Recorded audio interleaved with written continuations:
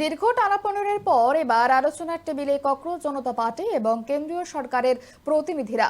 দিল্লির ভিপি হাউসে প্রায় ঘন্টা দুয়েকের বৈঠক হয়, কিন্তু তারপরেও অচল অবস্থা কাটার কোনো স্পষ্ট ইঙ্গিত মিলল না।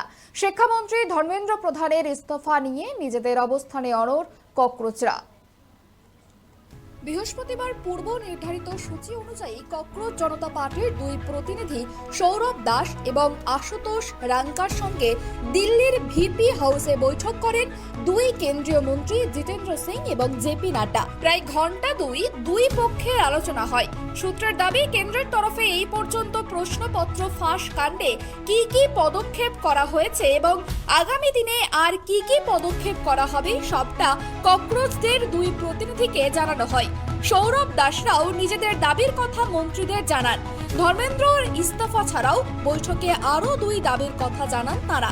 একটি হলো নিটের প্রশ্নপত্র ফাঁস এবং পরীক্ষা বাতিলের পর আত্মহত্যা করা পড়ুয়াদের পরিবারকে আর্থিক ক্ষতিপূরণ। অপরটি হলো আন্দোলনরত পড়ুয়াদের বিরুদ্ধে দায়ের করা সমস্ত মামলা এবং এফআইআর খারিজ। শুক্রবারের বৈঠকের পর সিজেপি জানিয়েছে এই দুই দাবি মেনে নিয়েছে কেন্দ্র। Most non-negotiable demand is Dharmendra Pradhan's resignation or him being fired from the cabinet. Number two is the 1 crore compensation for the families of the dead NEET victims. And number three is that the FIRs that have been filed, 11 as per our last count, those FIRs have to be withdrawn and a sovereign guarantee has to come from the government that they won't proceed against any peaceful protesters or organizers in the future. তবে 2 ঘন্টার বৈঠকেও শিক্ষামন্ত্রীর ইস্তফা নিয়ে স্পষ্ট কোনো বার্তা দেয়নি সরকার পক্ষ। ককরোচ জনতা পার্টির মুখপাত্রদের দাবি, প্রধানের ইস্তফা নিয়ে সিদ্ধান্ত নেওয়ার জন্য আরও একদিন সময় চেয়েছে কেন্দ্র। শনিবার তাদের সঙ্গে কেন্দ্রের আরও একটি বৈঠক হতে পারে। ধর্মেন্দ্রকে না সরানো হলে বৃহত্তর আন্দোলনে নামার ডাকও দিয়েছে CJP. Tomorrow we don't see any movement towards a resolution. Then either tomorrow or day after we'll be giving a nationwide bigger call than 20th July for us to be able to address this issue and continue with the protest. বৈঠকে কোন কোন বিষয়ে আলোচনা হয়েছে তা খোলসা করতে চাননি দুই মন্ত্রী। নাড্ডা কেবল জানিয়েছে সৌহার্দ্যপূর্ণ পরিবেশে বৈঠক হয়েছে।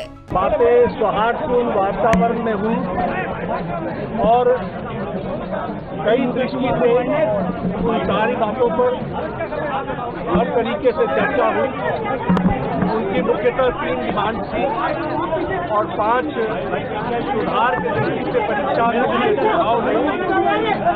हमने उनको कहा है कि हम कल आपके साथ दोपहर बाद मिलेंगे और फिर हम आपसे जो चर्चा वो आपको बताएंगे। কেন্দ্রের আশ্বাস আর সিজেপির ইস্তফার দাবিতে আটকে থাকা এই সমীকরণ কি শনিবারের বৈঠকে মিলবে, নাকি আরও তীব্র হবে পড়ুয়াদের আন্দোলন?